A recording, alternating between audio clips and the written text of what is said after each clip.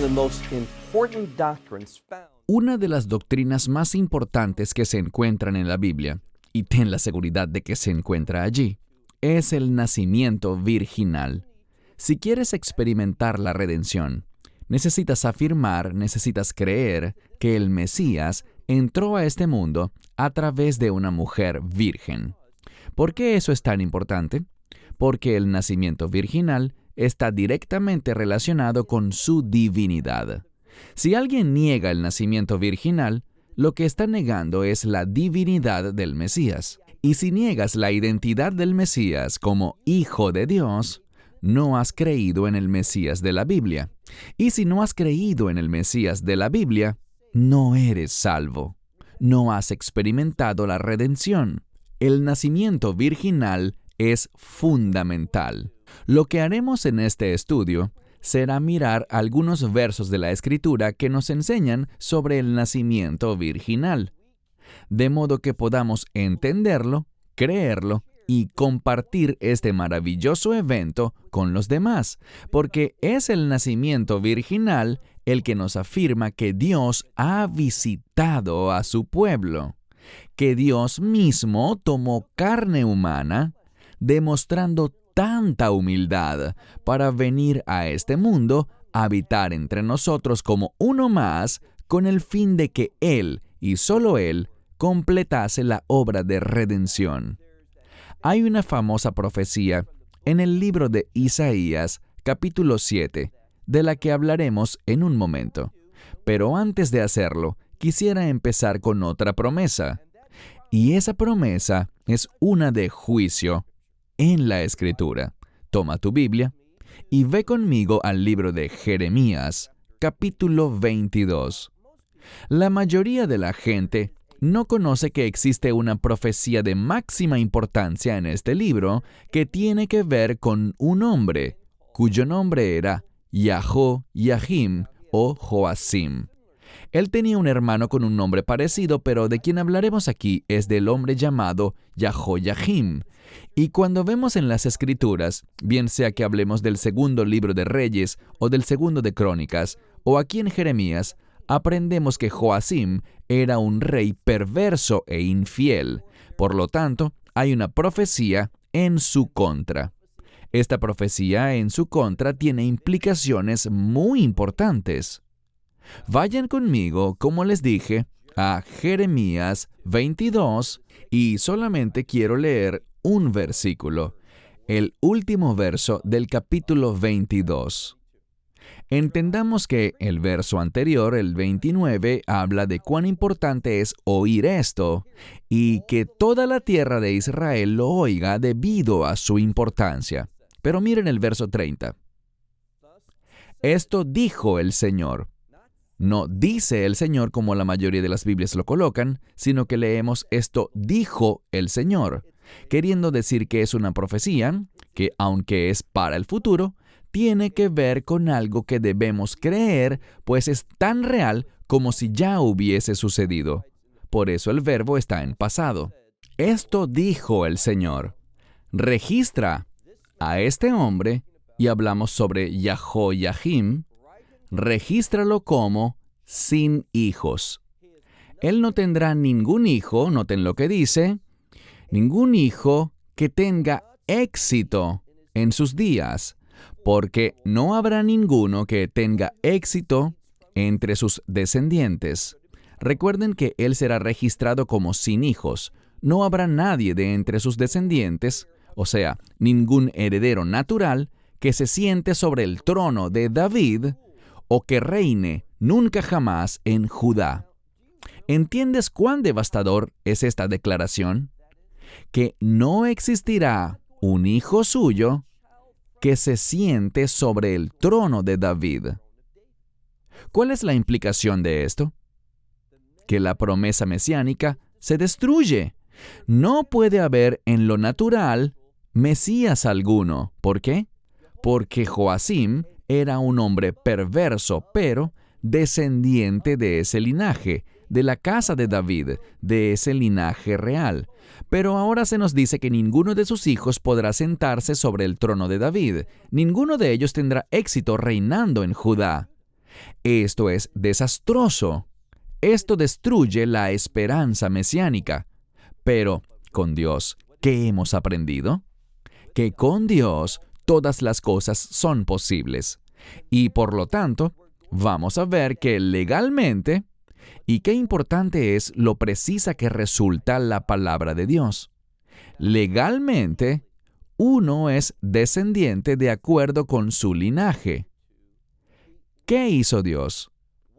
Él usó ese linaje, pero Él no es un heredero biológico. ¿Por qué? Porque éste fue concebido por el Espíritu Santo. Esto es lo que importa. Y es solo porque el Mesías fue concebido por el Espíritu Santo, y de nuevo, el Mesías es el eterno Hijo de Dios. Jamás hubo un tiempo en el que el Mesías no existiera. No estoy hablando sobre el origen del Mesías, porque Él no tiene principio. Él es Dios, Él es eterno. Él no fue creado. El Mesías no tiene fecha de inicio porque es eterno. De lo que hablamos es de su encarnación, de cómo el Dios eterno entró a este mundo de manera única, en carne humana, con un objetivo que es cumplir la obra de redención. Y lo que tenemos aquí en Jeremías 22:30 es una profecía que dice que en lo físico, en lo natural, ningún heredero natural de este hombre llegará a ser rey. Tendrá éxito sobre el trono de David, reinando sobre Judá. Ninguno. Como dije, Dios es capaz de hacer cualquier cosa. ¿Y cómo hará esto? Bien, ahora sí vayamos a la escritura que aludí en Isaías. Abran sus Biblias en Isaías capítulo 7, libro de Isaías capítulo 7. Es fundamental que veamos el contexto para entender correctamente este pasaje de las Escrituras. Isaías capítulo 7, y vayan conmigo por favor a un verso muy importante. Leamos desde el versículo 10. Dios está hablando por medio de Isaías. ¿Con quién? También con un rey perverso llamado Acaz. Y Dios quería decirle, yo puedo hacer cualquier cosa. Y con el fin de que tú creas que yo todo lo puedo, le dijo, puedes pedirme una señal arriba en los cielos o abajo en la tierra, lo que sea, y yo lo haré para demostrarte que soy todopoderoso. Cuando lees aquí, encontrarás que Acaz no pidió una señal. ¿Por qué? Él no quería conocer al Dios omnipotente y eterno. ¿Por qué? Porque él no estaba interesado en servir a Dios. Así que él no pidió señal de Dios. Dijo, avanzando al verso 12, Acaz dijo, no pediré y no probaré al Señor, pero no lo estaría probando, pues Dios mismo le dijo, hazlo para poder revelarme ante ti. Verso 13. Y él respondió, oíd por favor, oh casa de David. ¿Por qué casa de David? Está hablando del pacto davídico, de esa promesa. La casa de David es una casa real, una casa regia. Dice aquí básicamente, no hay nada demasiado pequeño o demasiado grande. Dice aquí, confíen en mí. En otras palabras, verso 14. Por tanto, el Señor se dará a sí mismo a ustedes como señal. Muy interesante lo que dice literalmente. Lahen iten Adonai, hu lahen ot. Por tanto, el Señor dará Él, es decir, a sí mismo, a ustedes como señal. Yo englobaría en un círculo esa palabra, señal. Es la palabra hebrea ot. ¿Por qué? Un ot es una señal milagrosa que Dios y solo Dios puede hacer. Él la hace de forma directa, sin asistencia humana y sin espacio para dudas. Ese es el contexto para entender el nacimiento virginal. Es algo milagroso que solo Dios es capaz de hacer. Sigamos leyendo. He aquí, Ha-Alma. Este es un término hebreo que significa una virgen, pero como veremos en un momento, se trata de una virgen verificada. La virgen concebirá y dará a luz un hijo, y llamarán su nombre Emmanuel, con nosotros, Dios. Esto también habla de la divinidad del Mesías, este nombre, con nosotros, Dios. El término con es un término redentivo, así que estamos hablando de Dios entrando en la humanidad para que el hombre pueda unirse con Dios y ser restaurado. ¿Por medio de qué? Por medio de la redención. Pero de nuevo, es muy importante que veas que esto es algo milagroso, que Dios está dando una señal. Si este término que en hebreo es alma significara nada más una joven que concibe, pues eso es algo normal y pasa todo el tiempo. Pero aquí tenemos una joven con una característica muy especial. Quiero que veamos bíblicamente que la palabra alma se refiere a una virgen certificada, una que ha sido verificada como tal. ¿Qué debemos hacer entonces? Vayamos juntos al libro de Génesis, capítulo 24. El libro de Génesis, capítulo 24. El verso que quiero que vean es el 16.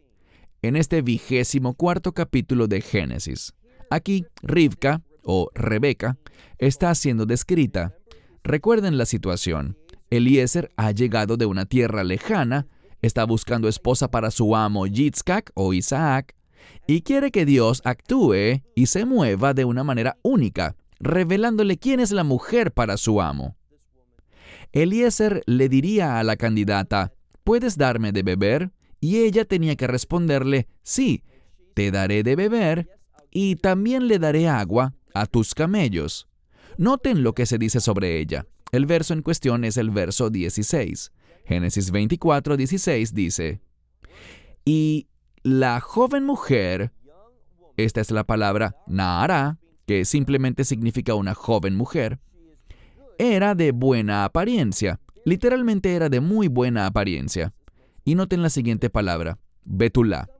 Algunos dirán que esto significa virgen, y es correcto, significa virgen, pero una virgen de quien se asume que es virgen. ¿Por qué lo digo?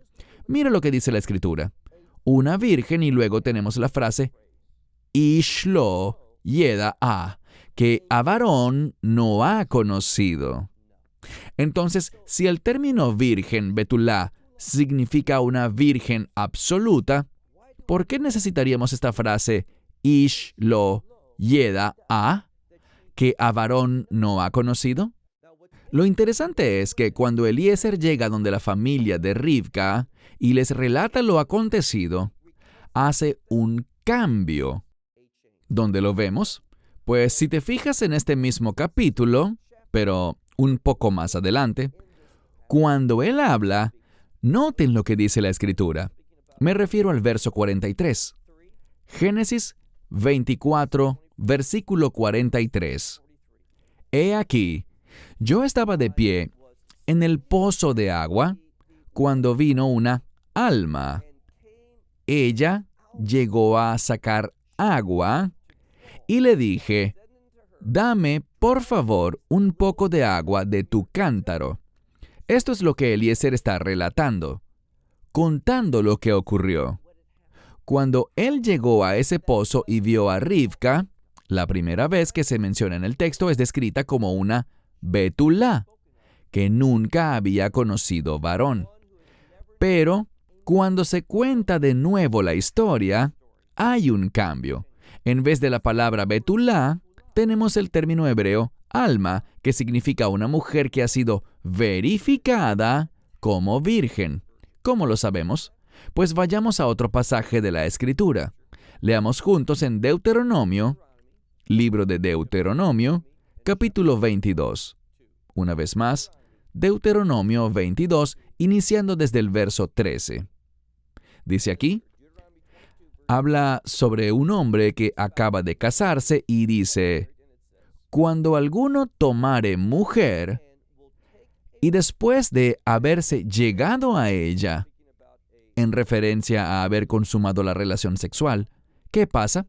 La aborreciere, ¿Por qué? Verso 14. Y le atribuyere faltas vergonzosas. Él la acusa de haber realizado faltas vergonzosas.